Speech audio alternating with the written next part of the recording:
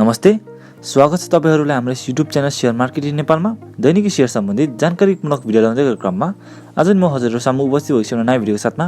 यस भिडियोमा म आज तपाईहरुलाई आरएमडीसी लघु वित्त वित्तीय संस्था लिमिटेडको क्याश डिभिडेन्डको बारेमा बताउन गइरहेको छु। जसले पनि यो कम्पनीको क्याश डिभिडेन्ड पाउनु भएको छ उहाँहरुलाई राम्रै ठिकै छ भने जसले नि यो कम्पनीको क्याश डिभिडेन्ड पाउनु भएको छैन र अथवा कुनै पनि कम्पनीको अहिलेसम्म क्याश डिभिडेन्ड पाउनु भएको छैन र कसरी चाहिँ पाउने भनेर जान्न चाहनुहुन्छ भने यो भिडियो अन्तिमसम्म हेर्दिनु होला। र म पहिला आरएमडीसी लघु वित्तको डिभिडेन्डको बारेमा हल्का छोटकरीमा बताउने छु। भिडियोलाई अन्तिमसम्म हेर्दिनु होला र यसमा भएको कुनै पनि पोइन्ट मिस नगरिदिनु होला।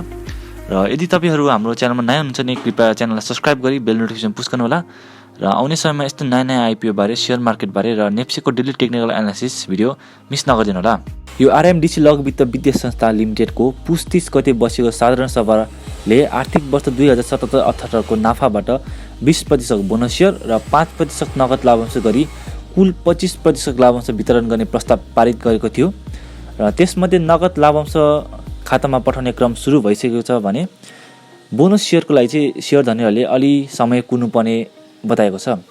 र आरएमडीसी लघु वित्त वित्तीय संस्थाले अस्ति बिहीबार माघ 6 गतेबाट शेयर धनीहरूलाई 5% नगद लाभांश बैंक खातामा पठाउने सुरु गरिसकेको छ र कम्पनीले हालसम्ममा डिम्याट खाता र बैंक खाता अद्यावधिक अर्थात् रिन्यू गरेका शेयर धनीहरूको खातामा नगद लाभांश पठाउने सुरु गरेका छन् भने अब हजुरहरूको प्रश्न होला कि मेरो खातामा त अहिलेसम्म नगद लाभांशै आएको छैन, के गर्नु पर्ला भन्दाखेरि पहिला तपाईहरु आफ्नो डिम्याट खाता र बैंक खाता रिन्यू गराउनुस्। यदि रिन्यू गरेको छ भने अलि समय कुर्नुपर्ने हुन्छ तपाईहरुले र तपाईहरुले नगद लाभांश पाउनेछ। र हालसम्म डिम्याट खाता र बैंक खाता अद्यावधिक अर्थात् रिन्यू नगरेकाहरूले चाहिँ खाता रिन्यू गर्ने आग्रह गरेको छ कम्पनीले, अनि मात्र तपाईहरुले नगद लाभांश पाउनु हुनेछ।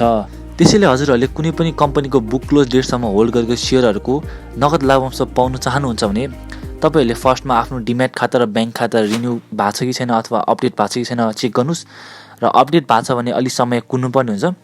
अनि कम्पनीले सबैको डिम्याट खातामा नगद लाभांश पठाउने सुरु गर्दै गरे हुन्छ त्यो बेलासम्म र लामो समय भइसक्यो तर अहिलेसम्म पाउनै भएको छैन भने चाहिँ एकचोटि तपाईले ब्याङ्कमा गएर अथवा आफ्नो ब्रोकरमा सम्पर्क गर्नुपर्ने हुन्छ र अपडेट गराउनुपर्ने हुन्छ त। यति भन्दै भिडियोलाई अन्तिमसम्म हेर्दिनुमा धेरै धेरै धन्यवाद।